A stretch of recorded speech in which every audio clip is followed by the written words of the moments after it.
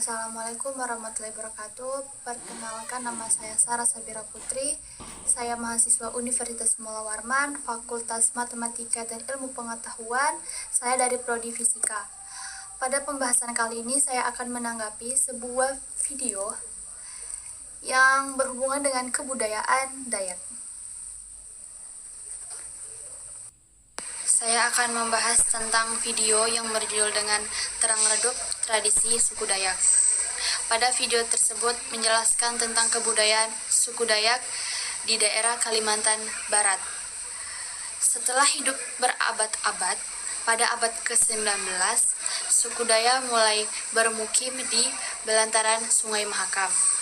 Suku Dayak berasal dari zaman kolonial Belanda. Berdasarkan kajian Institut Dayakologi, menjelaskan bahwa terdapat 151 suku Dayak di Kalimantan Barat dan 168 bahasa berbeda-beda. Terdapat 3 suku yang terbesar, diantaranya suku Dayak, suku Bahau, dan suku Kenyah. Dalam video tersebut, mereka meyakini adanya dewa yang memantau mereka. Pada daerah tersebut diterapkan apabila ada seseorang melakukan kerusakan di belantaran sungai, maka akan dapat menyebabkan malapetaka bagi saudara mereka yang tinggal di daerah hulu. Sehingga tidak sembarang orang yang bisa memanfaatkan kekayaan sungai tersebut, karena harus ada aturan adat di dalamnya. Dan terlebih dahulu untuk meminta izin kepada ketua adat.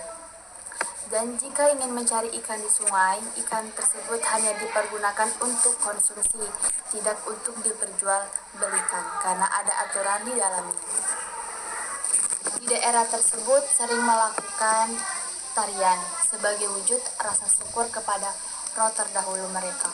Dan kebudayaan lain adalah kebiasaan suku Dayak menggunakan pakaian terbuka dan rata-rata menggunakan tato.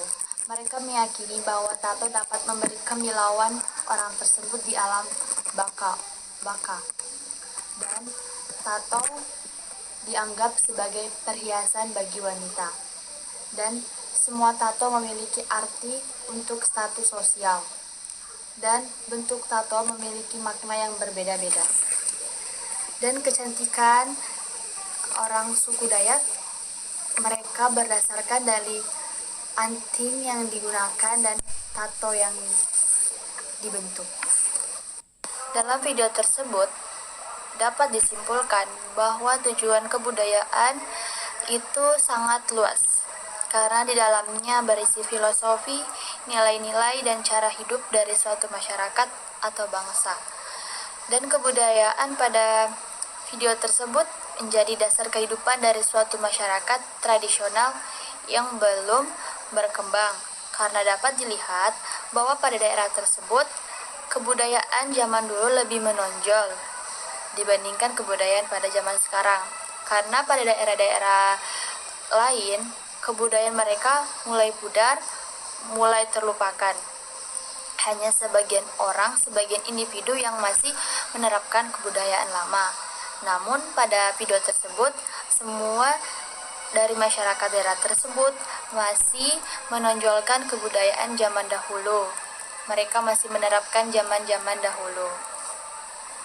Dari kebudayaan bertujuan untuk mengajarkan bagaimana cara kita berpikir dan melakukan hal-hal untuk mengatur dunia. Karena dalam melakukan sesuatu kita ada yang melihat, seperti yang dikatakan yang disampaikan pada video tersebut, bahwa mereka memiliki suatu kepercayaan, yaitu dewa. Mereka meyakini bahwa dewa-dewa mereka selalu memantau mereka atau melihat mereka. Jadi segala sesuatu yang mereka lakukan ada aturan dan tata-tata keramanya. Selain itu bertujuan untuk menciptakan keuntungan bersama dan mengidentifikasi keunikan dari sekelompok orang. Dan memperkuat nilai-nilai kebudayaan membantu kita memutuskan apa yang tepat, apa yang kita inginkan, kita butuhkan, dan apa yang kita terima dan harus kita tolak. Tujuannya lagi adalah cara membangun interaksi dan relasi serta komunikasi dengan orang lain, serta aspek untuk membentuk dan memelihara komunikasi. Menjelaskan bagaimana sebuah kelompok mencari informasi tentang budaya atau kebiasaan hidup. Jika dalam suatu daerah memiliki pemikiran yang sama, memiliki pendapat yang sama, maka bisa dibilang daerah tersebut akan harmonis, tenang, dan damai karena mereka memiliki kepercayaan yang sama.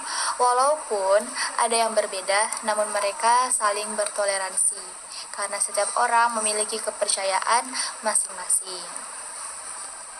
Kebudayaan mengajarkan kita aturan-aturan signifikan, misalnya melakukan ritual, prosedur menjalani hidup dari yang mudah hingga yang sulit. Kebudayaan juga menentukan pakaian, jenis makanan, kata, dan kalimat yang harus diucapkan, melayani tamu hingga apa yang dilakukan saat pesta. Fungsi kebudayaan itu sendiri yaitu untuk mengidentifikasi nilai, membentuk kepribadian, membentuk pola-pola perilaku, membikai pandangan individu, merupakan sumber pengetahuan sebagai informasi dan komunikasi, memberikan solusi dalam situasi yang rumit, mengajarkan interpretasi terhadap tradisi, dan lain-lain. Kita hidup di negara Indonesia dengan berbagai macam suku bangsa. Ada suku Dayak, suku Bugis, suku Banjar, suku Jawa, dan lain-lain. Oleh karena itu, kita diajarkan untuk saling menghargai dan menghormati satu sama lain. Karena dengan menghargai dan menghormati, negara kita dapat rukun, aman, dan damai.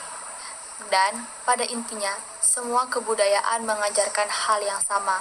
Dalam kebudayaan tidak ada yang mengajarkan tentang keburukan, tapi kebaikan.